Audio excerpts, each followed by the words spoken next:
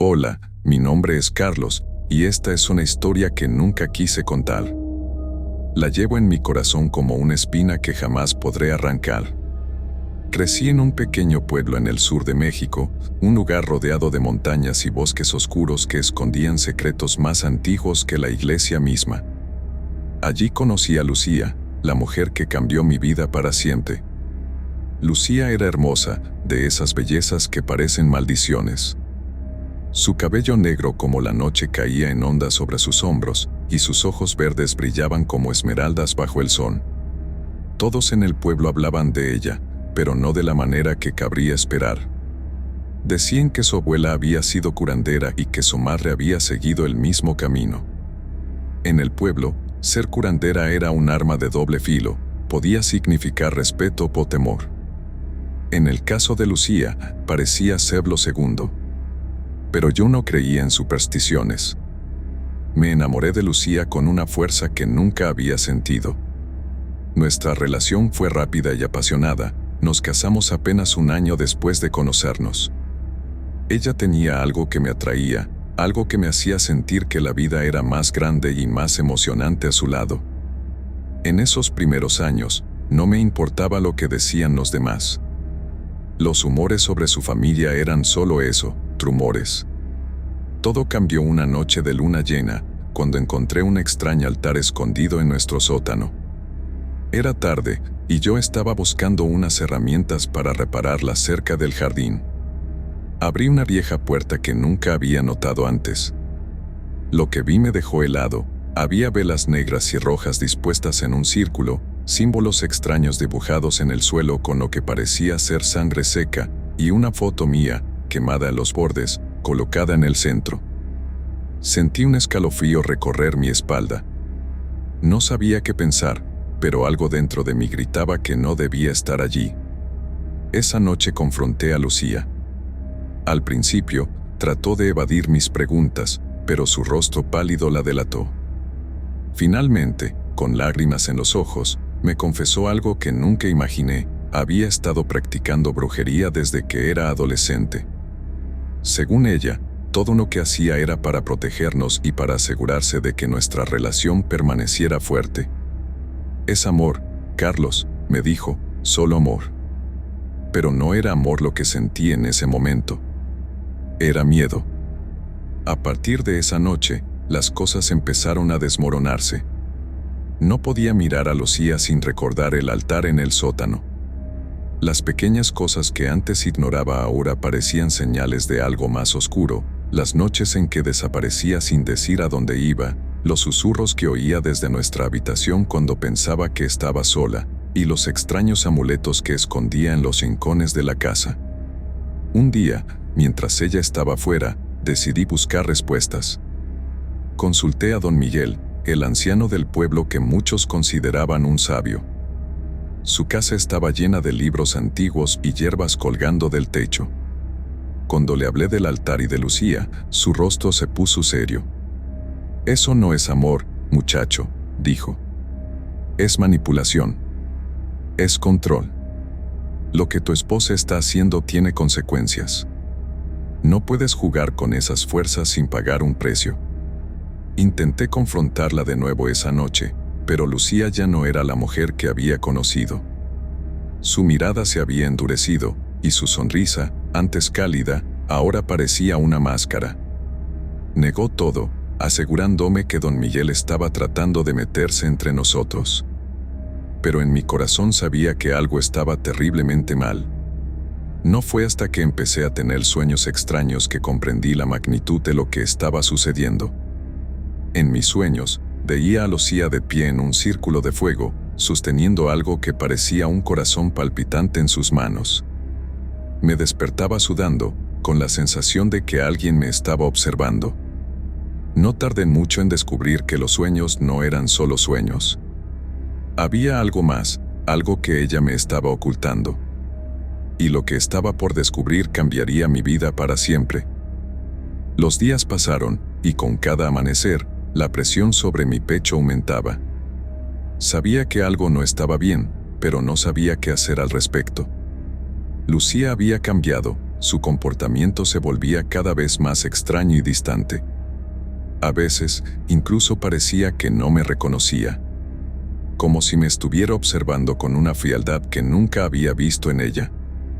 Una tarde, al regresar de la tienda, encontré una carta en la mesa del comedor. No era una carta común, su papel era grueso, de un color rojizo, casi como si estuviera hecha de piel humana. Mi pulso se aceleró mientras la tomaba entre mis manos.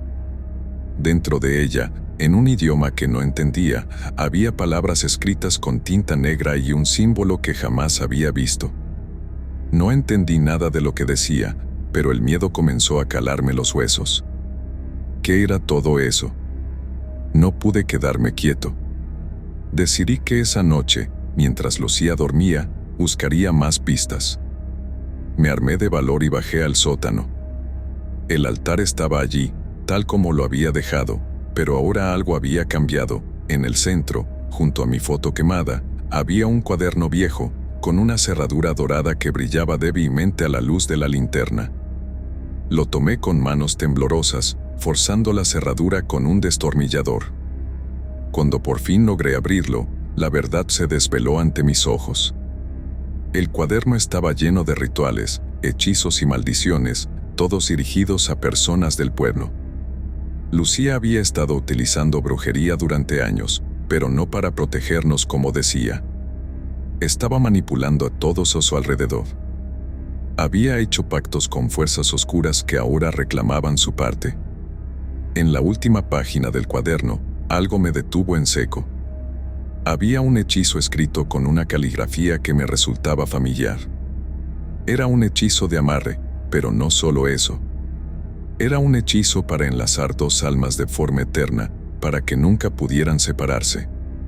Mi corazón dio un vuelco cuando me di cuenta de que el hechizo estaba dirigido a mí.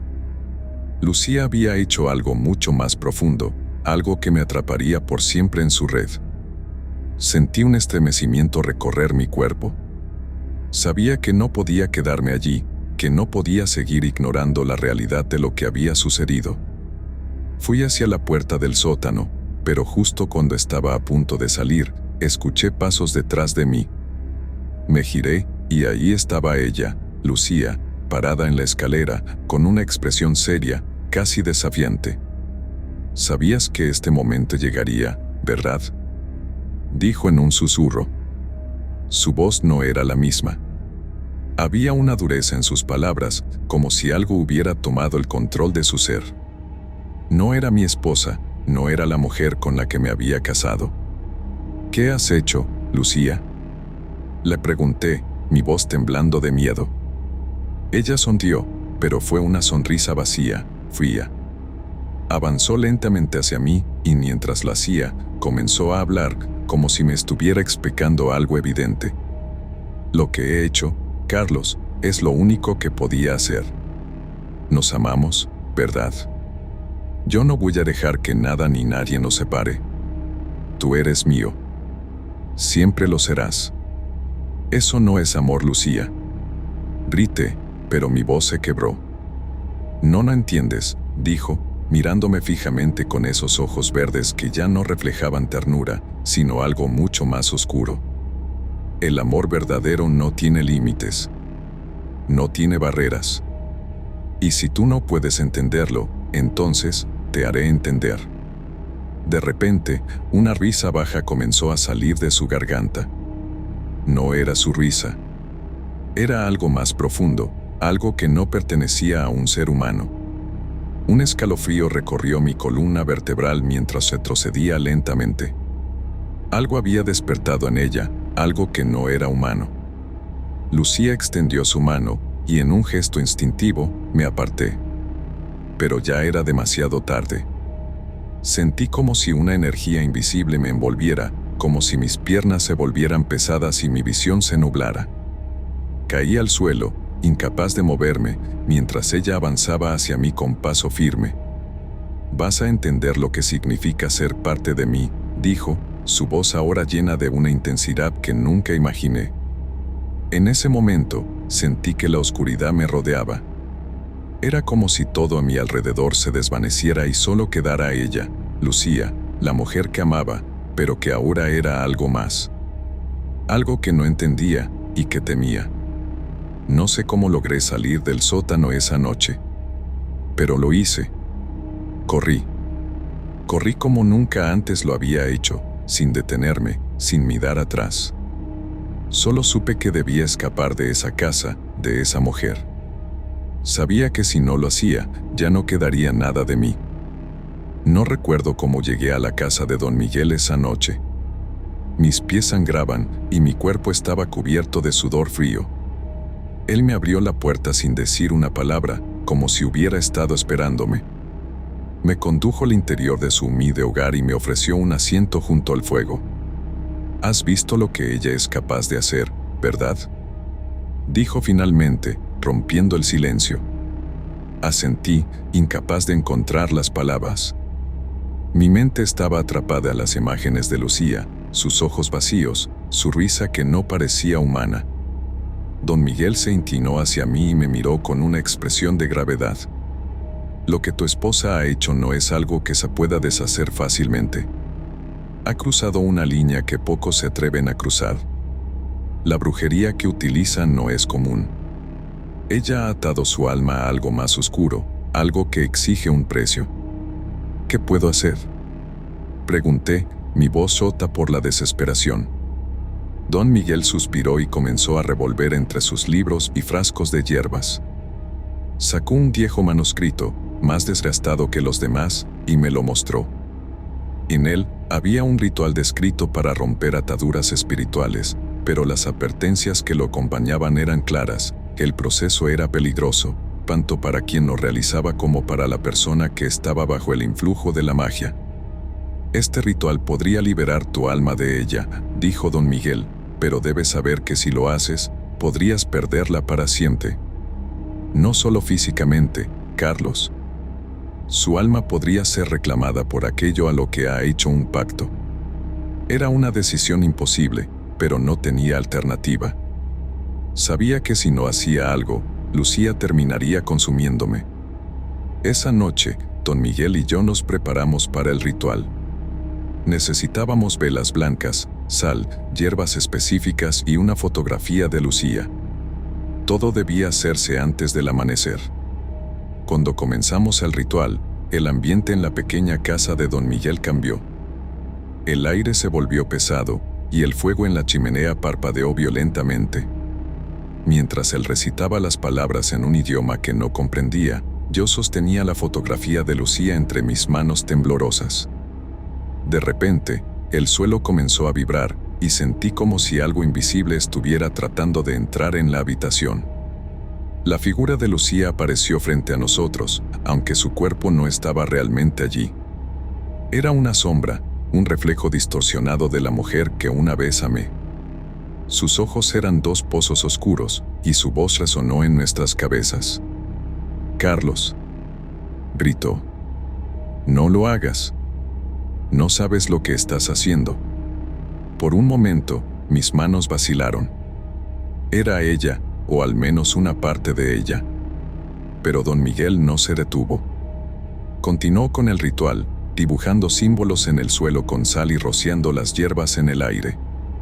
Lucía gritó de nuevo, pero esta vez su voz era diferente, más gutural, más inhumana. El ritual llegó a su punto culminante cuando don Miguel me ordenó quemar la fotografía. Mientras las llamas consumían la imagen, un grito desgarrador llenó la habitación. Era un sonido que nunca olvidaré, un lamento que parecía venir de un lugar más allá de este mundo.